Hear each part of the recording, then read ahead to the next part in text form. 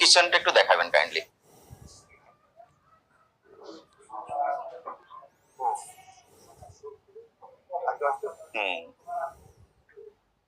এগুলো কি রাখছেন? বরফ, এটা সার্ভ করা হয়। আচ্ছা, এটা কি? এটা হচ্ছে কাবুলি ছোলা, এটা আরো সিদ্ধ হবে তারপরে রান্না।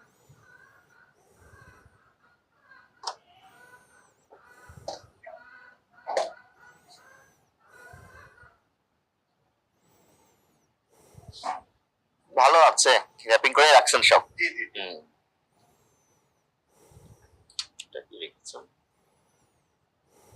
একটু খুলে দেখান।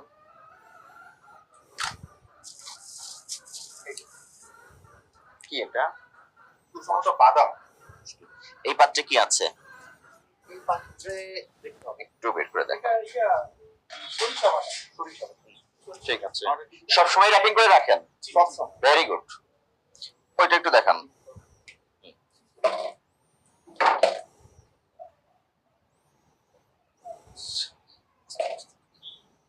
এটা হচ্ছে মাংস, এটা কাবুলি ছোলার মাংস, এটা কুক হবে তারপরে এটা কিভাবে রেখেছেন এখন?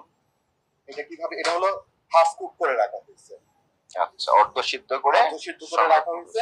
এরপরে যখন এটা মানে আমাদের এক লটটা শেষ হয়ে যাবে, তখন নতুন চাউল, এটা আরো কুক হবে, তখন এটা মিক্স করে। শেফ কে আপনি? না, শেফ সম্ভবত কিছু বাসায় গেছে।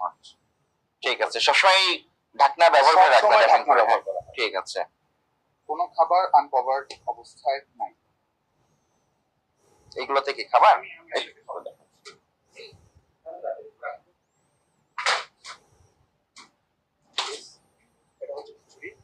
নিচে কি গরম পানি? নিচে গরম করা। আচ্ছা, ঠিক আছে, দেখানো লাগবে না, থাক। এটা হচ্ছে বিফ। আচ্ছা,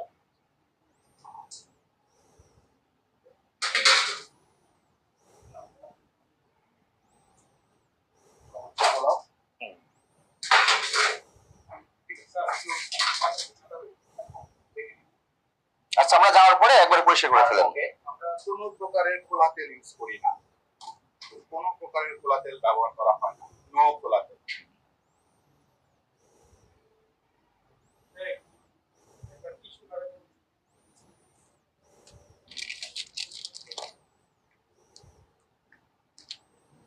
ঠিক আছে, ঠিক আছে, ভালো আছে পরিবেশ, ভালো আপনাদের? ভালো আছে। ধন্যবাদ। আপনাদের কিচেনের যে পরিবেশটা দেখলাম, এখানে কি কি আছে দেখি। এটা হচ্ছে এটা কি? এটা হচ্ছে সালাদের জন্য। আচ্ছা, আরেকটা জিনিস, আমাদের রেস্টুরেন্টে কোনো প্রকারের টেস্টিং সল্ট, গোলাপ জল ব্যবহার করা হয় না, টোটাল কিচেনেই না কোনো প্রকারের আর্টিফিশিয়াল। হ্যাঁ, আমরা জাতীয় ভোক্তা অধিকার অধিদপ্তর থেকে আপনাদের রেস্টুরেন্ট কিচেন মনিটরিং করলাম, তাদেরকে করলাম। যে পরিবেশটা আমরা দেখলাম, আমরা আসলে সত্যি অভিভূত। Thank you. এবং অধিদপ্তরের পক্ষ থেকে আপনাদেরকে অনেক ধন্যবাদ। এবং আমরা প্রত্যাশা রাখি আপনারা এইভাবেই মেনটেন করবেন হাইজিনটা। ঠিক আছে? লাইসেন্স করেই নাই আমরা। না, আমাদের করতে দিছে। তাহলে কি বলতে হবে, আপনি আপনার কাছে এই মুহূর্তে আছে কি না? আমাদের দোকান কতদিন দোকানে বয়স? 2 মাস। আগে থেকে শুরু করেছেন কেন? লাইসেন্স হাতে পেয়ে তারপরে না করতে হয়। এটাতে 1005 টাকা এমআরপি লিখে রেখেছেন না কলম দিয়ে, আর একটা আপনি হাতে লিখে রেখেছেন 780। এটা কি সেম ঘটনা? এটা মেয়াদ একটু দেখাবেন, মেয়াদটা দেখাবেন।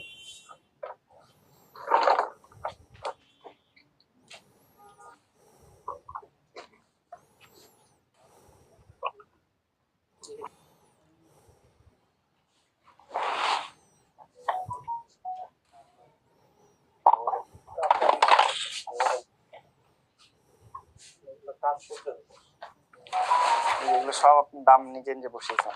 করেছেন 900 ছিল, 960 ছিল, মাইনাস 1050, 90 টাকা মূল্য বৃদ্ধি করে দিয়েছেন। কিসের ওষুধ এটা? আপনি প্রাইস কেন কেটে 90 টাকা বৃদ্ধি করে নতুন করে প্রাইস লিখেছেন? আপনি একটা ওষুধ এমআরপি কেটে 1050 টাকা করেছেন, 90 টাকা প্রাইস বৃদ্ধি করে দিয়েছেন। এটা কিসের ওষুধ? কোন রোগের ওষুধ? লিম্পা? ডায়াবেটিসের ওষুধ। কিন্তু আপনি এখানে যেটা করেছেন আগের ওষুধ 23 সালের ওষুধ 90 টাকা বৃদ্ধি করে প্রাইসটা কেটে নতুন করে প্রাইস কলম দিয়ে লিখে দিয়েছেন 1050 টাকা। এটা অপরাধ হয়েছে কিনা? আপনি অপরাধ স্বীকার করেন? পাশাপাশি এটাও দেখি ঘটনা। আর এগুলো কি লিখেছেন? ম্যানথল ক্রিস্টাল জয় কেমিক্যাল ঢাকা। এটা কি কোনো প্রতিষ্ঠান ঠিকানা হতে পারে?